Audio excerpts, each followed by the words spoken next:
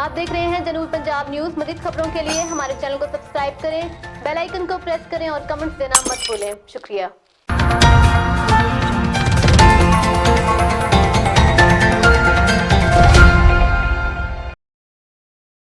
बिस्मिल्लाहिर्रहमानिर्रहीम। अस्सलाम वालेकुम। मैं हूं इकरा अयूब। आप देख रहे हैं JNN न्यूज।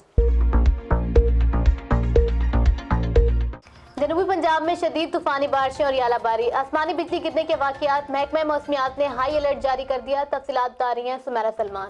जी हाँ, तेज हवाओं और काली घटाओं ने आजकल रुख किया हुआ है जनूबी पंजाब का। 2 रोज से मुल्तान, बहावलपुर, डेरा गाजी खान, मुजफ्फरगढ़, राजनपुर, रहीमिया खान, खानपुर, लियाकतपुर, सादिकाबाद, अलीपुर समेत दीगर इलाकों में बादल खूब जमकर बरस रहे हैं। कहीं तेज हवाओं के साथ बारिशें और कहीं यालाबारी हो रही है।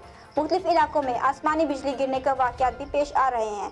महकमा मौसमियात के मुताबिक 6 मार्च बरोज़ जुमातुल मुबारक को जनूबी पंजाब में शदीद बारिशों की पेशगोई की गई है। महकमा मौसमियात ने हाई अलर्ट जारी करते हुए गैर जरूरी सफर करने से मना किया है। कैमरा टीम के साथ सुमेरा सुलेमान, JNN न्यूज, खानपुर।